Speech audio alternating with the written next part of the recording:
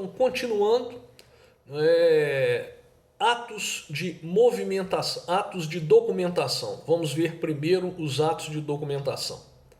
Atos de documentação são atos praticados pelo escrivão ou por um integrante da secretaria, do cartório, para registrar, atos processuais ou para atender a requerimentos de cunho administrativo formulado, feito por uma das partes. A exemplo do registro de uma audiência de instrução e julgamento, que é um ato essencialmente oral.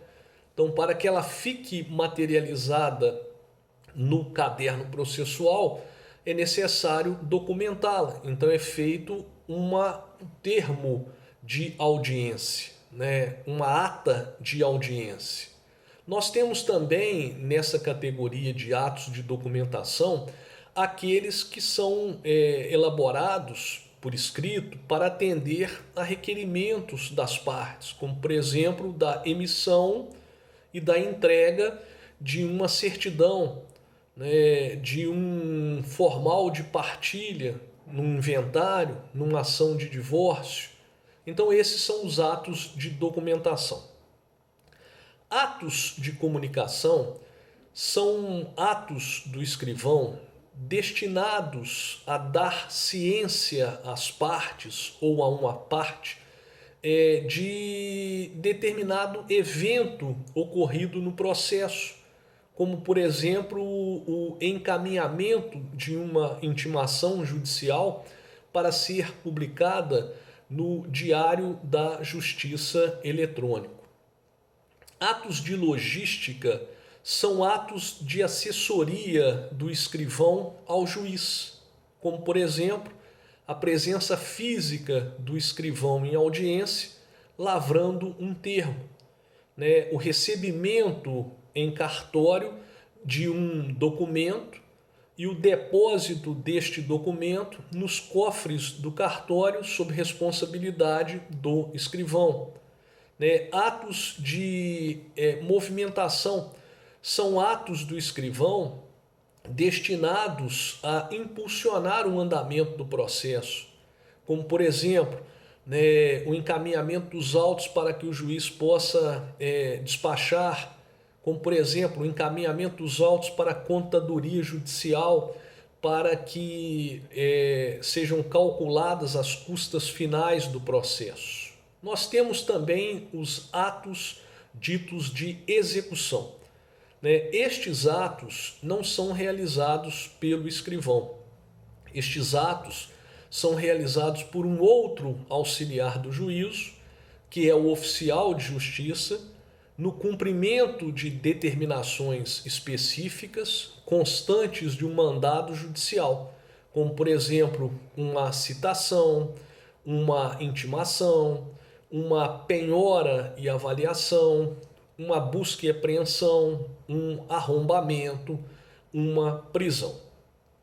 Pois bem, enfrentados esses atos, vamos então aos burocráticos, aqueles estabelecidos a partir do 206.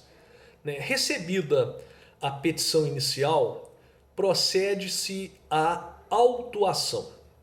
A autuação é o primeiro ato de documentação do processo. Está previsto lá no artigo 206 do CPC e consiste em colocar uma capa na petição inicial, que a partir de então vai abrigar todas as peças e todas as petições relacionadas àquela causa.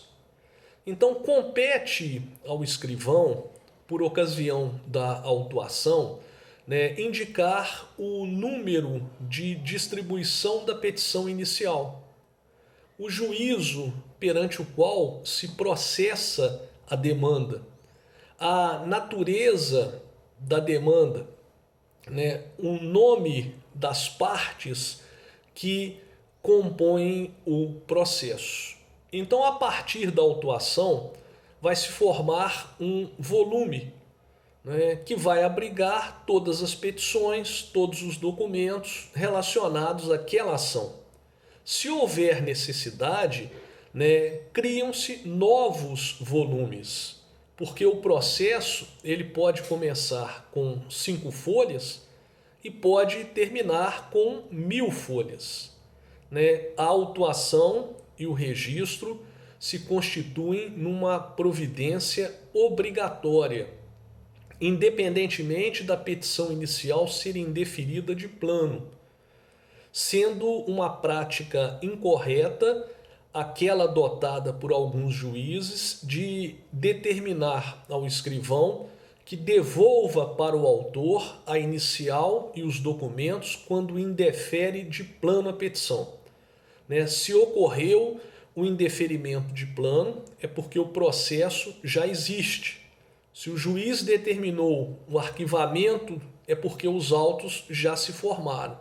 Então, independente de ser indeferida de plano, né, liminarmente a petição inicial, a autuação e o registro se constituem em prática obrigatória. Passemos então para o estudo da numeração e rubrica, em instantes.